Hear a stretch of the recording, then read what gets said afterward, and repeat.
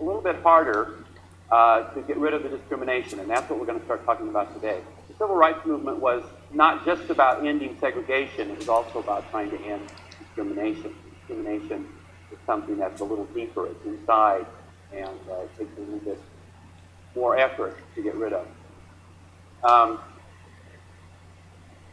Here are two names and two stories that are part of the civil rights movement.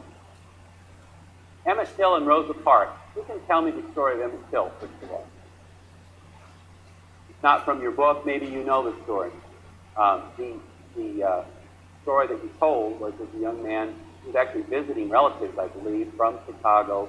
He was visiting relatives in Mississippi and talked about having a white girlfriend. Of course, friends didn't believe him because in Mississippi that sort of thing just didn't happen. And so he spoke to a white woman. Speaking to a white woman, initiating a conversation with a white person is really something that blacks in Mississippi just simply didn't do, did they? And so initiating this conversation with a white woman, she found very offensive. She went home and told her husband, and the young man then was killed. He even confessed later to the murder, but an all-white jury found him innocent.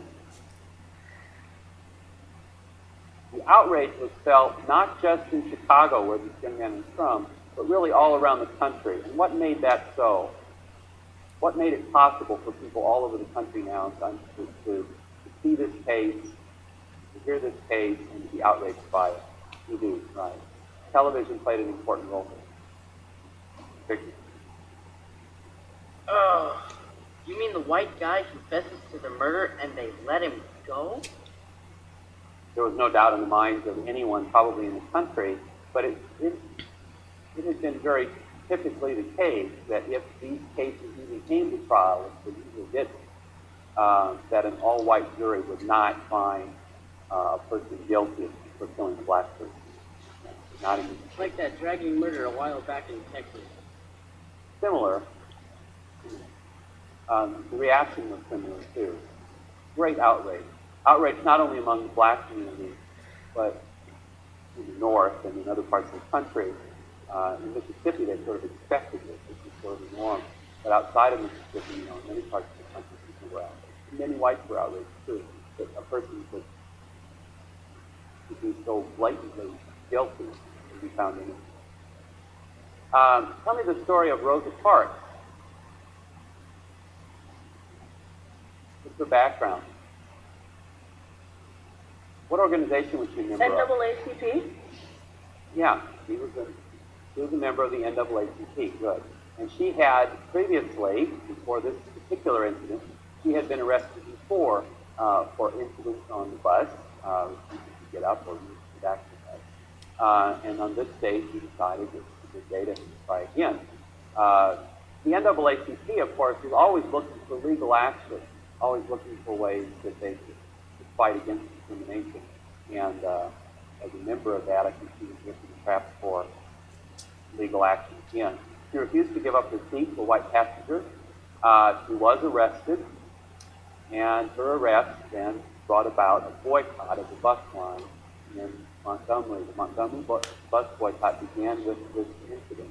How successful was that bus boycott? How long did it last? Almost a year, right. And it was very successful. Most blacks did stay off the buses, and that was quite a sacrifice. Why? Well, the bus was how they got around. For a lot of them, it was their only way to get to work, wasn't it? Taxis, of course, are expensive. A lot of them joined together in carpools. A lot of them walked if they could. There were certain churches that got their own buses and took people around and tried to get them to work and so forth. But it was a real hardship for the black community because they, for the most part, had not been able to afford their own transportation and had relied on the bus line, which, by the way, was owned by, mostly, by white businessmen. What happened to the organizers of the bus boycott? They were arrested, right? They were arrested for the year. Okay. How was it settled, by the way? It was settled when the bus company finally gave in and said, we're going to let them sit wherever they want, because the bus line had lost so much money.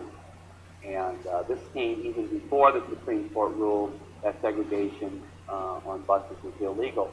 Now, the ruling against segregation on buses did not apply to city buses. Why?